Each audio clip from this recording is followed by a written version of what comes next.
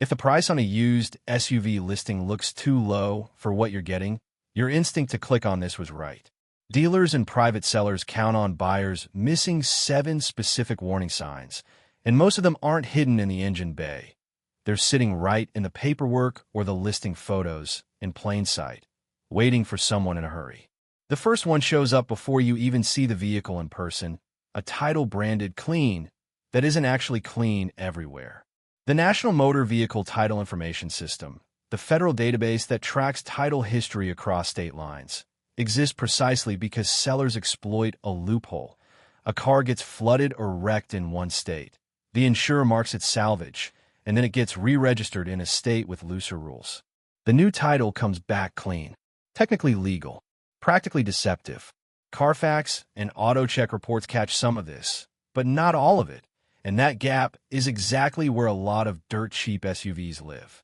A rebuilt title sometimes gets flipped 2 or 3 times before a buyer finally runs an INVDIS check instead of trusting a dealer's word.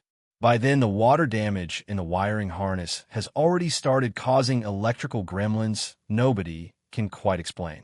That's flag 1. The second one is sneakier because it doesn't involve fraud at all, just math nobody bothers to do.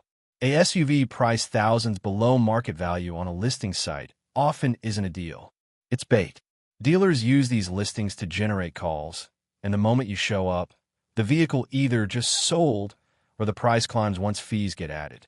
Consumer advocacy groups have documented this pattern for years across classified sites. And it works because urgency short-circuits the part of the brain that would otherwise ask why nobody else grabbed it first. But pricing tricks are almost gentle compared to what shows up in Flag 3, buried in a spec sheet most buyers skim past without reading twice. Mileage that doesn't match where patterns is the tell. A dashboard reading 45,000 miles paired with a driver's seat bolster worn through to the foam, pedal rubber ground flat, and a steering wheel polished smooth doesn't add up. And it doesn't take a mechanic to notice, just a few extra seconds of actually looking instead of just checking the number. Odometer fraud dropped after digital odometers replaced mechanical ones, but it didn't disappear. It shifted.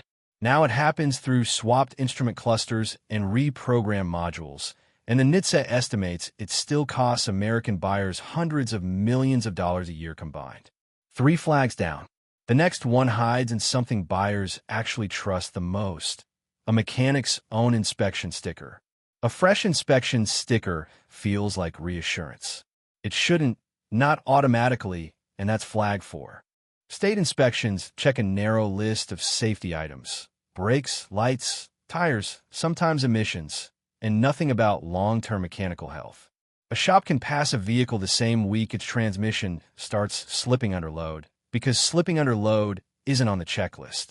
Independent mechanics who do pre-purchase inspections for a living report the same story constantly. Buyers walk in holding a sticker like it's a warranty, and it isn't one. It's a snapshot of a handful of specific systems on one specific day. Some sellers know this and lean into it hard. A cheap SUV gets just enough attention to clear inspection. New wiper blades, a headlight bulb, brake pads slapped on fast. While the actual problem, something like a failing head gasket or a transmission on its last few thousand miles, gets masked with an additive or simply ignored until the sale closes. Once the buyer drives off the lot, that problem becomes someone else's timeline. Here's where it gets a little uncomfortable, because Flag 5 isn't about the car at all. It's about the seller. Private party listings for suspiciously cheap SUVs increasingly trace back not to individuals downsizing, but to unlicensed curbstoners, people who buy damaged or problem vehicles cheap, do just enough cosmetic work to make them presentable, and resell them posing as a regular owner to dodge dealer disclosure laws. Several state attorneys general have run enforcement sweeps against exactly this practice in the past couple of years, because it strips buyers of protections that apply to licensed dealers, like mandatory disclosure of known defects or a cooling-off period in some states. The giveaway is usually small and easy to miss under pressure. Multiple SUVs owned by the same seller listed within weeks of each other. A phone number that shows up across several unrelated listings if you search it. A seller who wants cash only, in person, same day, no test drive with your own mechanic present. None of these alone proves anything. Together, They're a pattern serious buyers learn to recognize fast. And even when the seller is completely legitimate, there's still a mechanical trap waiting that catches people who did everything else right. Check the title, check the mileage, brought a mechanic. It's the one buried the deepest, and it's exactly where things get expensive. Flag 6 lives underneath the SUV, not inside it, and almost nobody thinks to look there before test driving. Frame damage on a unibody SUV, the kind built like a car, not a body-on-frame truck, behaves differently than most buyers expect. A moderate collision can bend structural rails without leaving a single visible scratch on the paint, because the crumple zones are designed to absorb impact internally. The vehicle drives fine at first. Alignment feels normal enough. Then, months later, tires wear unevenly in a pattern that never quite gets diagnosed, or the SUV pulls slightly in a way every mechanic blames on something different. Insurance industry data on total loss vehicles shows a genuinely uncomfortable number. A meaningful share of vehicles declared a total loss after moderate accidents get purchased at auction, patched up just enough to pass a visual check and resold. Sometimes with a rebuilt title disclosed honestly, sometimes without. A trained eye checking panel gaps, paint overspray on rubber seals, or mismatched bolt heads under the hood can catch it in about 10 minutes. Most buyers never look because nobody told them where. That brings up something worth sitting with for a second. Every flag so far has been about what the seller isn't telling you. The seventh one is different because it's about what you're not asking yourself. The real question dirt cheap SUV buyers skip isn't what's wrong with it. It's, why is it priced this low relative to everything else on the lot? Sometimes the honest answer is boring, an unpopular color, a manual transmission nobody wants anymore, a model that depreciates faster because parts got harder to source. Those are fine reasons. They cost you nothing but resale value down the line. But sometimes the answer is that the seller already knows something a pre-purchase inspection would find in the first 15 minutes, and pricing it low is faster than fixing it or disclosing it. The only way to tell the difference between an honest bargain and a problem wearing a bargain's clothes is asking that question out loud to the seller and watching how confidently they answer it. Put these 7 together, and a pattern shows up that's bigger than any single red flag on its own. The SUVs that look like the best deal on the lot are exactly the ones that reward slowing down before signing anything. None of these 7 signs, taken alone, means walk away. A clean-looking title with one gap in its history, a mileage number that seems slightly off, a fresh inspection sticker, a seller who wants cash fast, faint frame irregularities, a price that's a little low, a question the seller hesitates on. Any single one of these has an innocent explanation most of the time.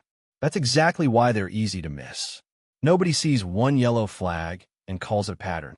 The danger shows up when 2 or 3 line up on the same vehicle, because at that point coincidence stops being a reasonable explanation. A seller in a hurry, on a car priced low, with a title history that's technically clean but oddly complicated, isn't automatically hiding something. But the odds shift enough that a pre-purchase inspection stops being optional and starts being the only responsible move. What makes dirt cheap SUVs specifically risky isn't that they're worse vehicles than expensive ones. Mechanically, a used SUV at $8,000 and one at $18,000 can share the same drivetrain, the same reliability record, the same parts bin. The risk isn't the machine. It's that rock-bottom prices attract a disproportionate share of vehicles with something to hide, because sellers with clean history and honest mileage rarely need to undercut the market this hard to find a buyer. Price is information. Most people just read it backwards, as luck, instead of as a signal worth investigating. The buyers who come out ahead on cheap SUVs aren't the ones who move fastest. They're the ones who slow down at exactly the moment urgency tells them to hurry. Running a title check before falling in love with the listing photos, bringing an independent mechanic instead of trusting a sticker, checking a seller's phone number against other ads, and asking the one question that actually matters. Why is this one priced the way it is compared to everything else nearby? That question, asked plainly and answered honestly, tells you almost everything else on this list in about 30 seconds. Sellers with nothing to hide answer it without flinching. The ones who dodge it, change the subject, or suddenly seem eager to close today instead of tomorrow. That hesitation is worth more than any spec sheet. A dirt cheap SUV can absolutely be a genuinely great find. Plenty are. The 7 signs here exist to separate those real bargains from the ones dressed up to look like one. And now that they're laid out side by side, they're a lot harder to walk past without noticing. If a channel like this saves you from one bad purchase, sticking around for the next breakdown like it costs nothing and pays for itself the first time matters.